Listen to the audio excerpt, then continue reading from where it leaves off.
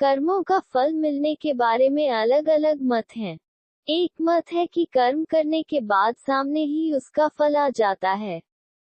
जैसे आम का पेड़ लगाने पर आम का फल मिलता है और कैक्टस लगाने पर कैक्टस ही मिलता है। एक और मत है कि कर्मों का फल हर पल मिलता रहता है। हर सांस में होने वाली घटनाएं कर्मों का ही परिणाम है। कर्म के कारण ही हम सांस ले पाते हैं। कर्म हमारी काया है और उसका फल हमारी परछाई है। श्रीमद् भगवद गीता के मुताबिक कर्म करने से दो तरह के फल मिलते हैं। तात्कालिक फल, सुख, परिणाम में फल। इन दोनों ही तरह के फलों की इच्छा त्याग करनी चाहिए। अपना कुछ नहीं है, अपने लिए कुछ नहीं करना है, और अपने को कुछ नहीं चाहिए। इस तरह कर्ता के सर्वथा निष्काम होने पर कर्मफल की इच्छा का त्याग हो जाता है। कर्मों का फल मिलने में समय भी एक अहम तत्व है। कई बार फल तुरंत मिल जाता है, तो कई बार कुछ समय बाद, और कई बार अनुमान भी नहीं लगाया जा सकता कि जो कर्म आज किया गया है, उसका फल कब मिलेगा। ये भी पता नहीं चलता कि जो फल हम आज भोग रहे हैं, वह न जाने पिछले किस जन्म का फल है। कर्मों का फल प्राप्त किए बिना कोई नहीं हो सकता मुक्त। कोई भी कर्मों का फल प्राप्त किए बिना मुक्त नहीं हो सकता। कर्म के आगे किसी का जोर तथा रिश्वत भी नहीं चलती। कर्म एक स्वतंत्र सत्ता है और जीव को, प्राणियों को कर्म करने का स्वतंत्र हक है और कर्म फल भी कर्म स्वभाव से ही प्राप्त होता है। कर्म का फल कोई परमात्मा नहीं देता। व्यक्ति जो करता है, वही उसे मिलता है।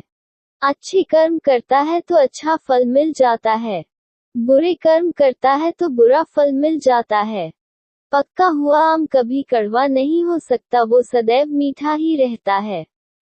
इसी प्रकार से अच्छे कर्म का फल हमेशा सुखदायी होता है। इसलिए हमें सर्वदा अच्छे कर्म, श्रेष्ठ कर्म, उत्तम कर्म जिसमें आत्मा को सुख हो, आत्मा की मुक्ति हो और सर्वजन के लिए हितकारी हो, ऐसा श्रेष्ठ कर्म सदैव करना चाहिए। प्रभु महावीर इस संदर्भ में कहते हैं कि आत्मा स्वयं करता है, स्वयं भोगता है। आत्मा स्वयं मित्र और स्वयं शत्रु है। इसी बात को कर्म योगी श्री कृष्ण कहते हैं कि कर्म करते जाओ, फल की इच्छा मत करो। अच्छे बुरे कर्मों का फल तुम्हें स्वयं ही मिलेगा। इसी बात को भगवान बुद्ध कहते हैं कि अच्छे कर्मों का परिणाम अच्छा ही होता है और बुरे कर्मों का परिणाम बुरा ही होता है। संत ने कहा कि व्यवहारिक दृष्टि से भी कोई मनुष्य मदिरा पीने का कर्म करता है तो मदिरा पीने का परिणाम उस मनुष्य को मिलता है। इसके विपरीत कोई व्यक्ति शहद पीने का कर्म करता है तो उसकी जिह्वा मीठी हो जाती है। ठीक इसी प्रकार से सब कर्मों का अपना स्वभाव है।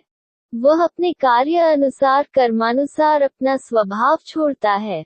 उन्होंने कहा कि बुरे कर्मों का त्याग करना चाहिए तथा अच्छे कर्म सदैव करने चाहिए। अच्छे कर्म करने पर भी अभिमान नहीं रखना चाहिए। उन्होंने कहा कि निरपेक्ष भाव से अच्छे श्रेष्ठ कर्म सदैव करने पर परमात्मा की प्राप्ति होती है।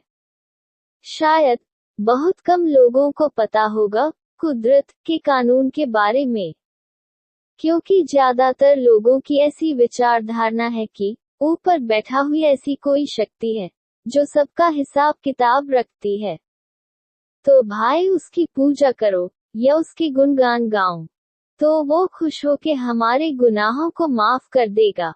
और जो गुणगान कर ही रहे हैं तो वो तो पुण्य है, इसका तो सुख के रूप में फल मिलेगा।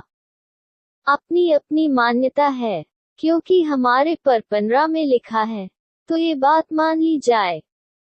जानने की कोशिश कभी नहीं करता, पर जाने भी किस तरीके से, ऐसा कोई मार्ग हमारे पुस्तकों में पढ़ा नहीं या कोई गुरु महाराज ने बताया नहीं। जो है वह भी यही कहते हैं, उस परमेश्वर के गुण गान गाओ, नाम जतन करो, बस कल्याण हो जाएगा। तो भाई, हम लोग यहाँ तर्क संगत बात लिखेंगे, थोड़ी विवेक बुद्धि लगा के आप भी सोच सकते हो। उदाहरण, हमने किसी एक उपजाऊ जमीन पे दो अलग अलग बीज डाले। एक बीज गन्ने का डाला और दूसरा बीज नीम का डाला। उसे दिन ब दिन समान तरीके से पानी डाला, खत डाला, और बढ़ते बढ़ते उस बोए हुए बीज को फल आए। जो वो गन्ने का बीज बोया था उसको जो फल आया, उसको चख कर देखा तो उसका स्वाद बहुत मीठा था। और ऐसे ही जो नीम का बीज बोया था, उसका फल आया था तो उसका स्वाद चखा तो बहुत कड़वा था। दोनों बीजों को वही जमीन थी, वही सूरज की किरणें थी और वही पानी भी था, तब भी अलग अलग स्वाद आए। तो भाई, उस कुदरत ने या कहो उस अदृश्य शक्ति ने ऐसा क्या कारण था जो अलग अलग स्वाद दिए। पर अगर हम थोड़ी विवेक बुद्धि लगाए तो पता चलता है कि जो बीज बोया था फल उसके अनुसार आया है। जो गन्ने का बीज बोया था उसमें मिठास थी, इसीलिए उसी गुण धर्म का फल आया और वो मीठा था। ऐसे ही जो नीम का बीज बोया था उसमें कड़वाहट थी, इसीलिए उसका फल भी कड़वा ही आया। इससे ये निष्कर्ष निकलता है कि जैसा बीज वैसा फल, ये नियम आता है। इस कानून के अंतर्गत हम जिस चित भावना से काम करते हैं वैसा फल हमें ही प्रकृति देती है। अगर मन में राग, द्वेष और आसक्ति की भावना रख के कर्म करोगे तो अपने मन में पाप के बीज बो रहे हो, और उसका फल भी जीवन में दुख ही लेके आएगा। उसे दुनिया की कोई शक्ति बदल नहीं सकती। वैसे ही मन में प्रेम, सद्भावना, दया, करुणा के भाव से कर्म करोगे तो अपने मन में पुण्य कर्म का बीज बो रहे हो तो उसका फल जीवन में सुख, शांति ही लाएगा। दुनिया की कोई शक्ति उसे बदल नहीं सकती। ऐसा होता है कानून। ये मैंने मेरे अनुभव से जाना है। अगर कोई व्यक्ति उस नीम का बीज बो के उसको रोज 101 बार प्रदक्षिणा कर रहा हो, धूप बत्ती जलाकर बड़े श्रद्धा से कह दे, है ईश्वर परमात्मा इस नीम के बीज में मीठे फल देना, तो ये होने वाली चीज नहीं है।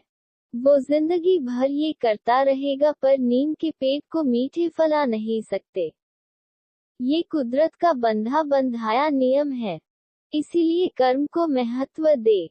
अच्छे कर्म करके किसी पे एहसान नहीं करते, खुद पे एहसान करते हैं। जिस देश में ऐसी विचारधारा चलती है वहाँ सुख शांति रहती है, देव निवास करते हैं, फरिश्ते रहते हैं। इस कुदरत के कानून को ही भारत के 2500 साल के इतिहास में धर्म कहा करते थे। आज तो धर्म संप्रदाय को कहने लगे। देश को कर्म प्रधान बनाओ, न कि वर्ण प्रधान। इसी में सबका कल्याण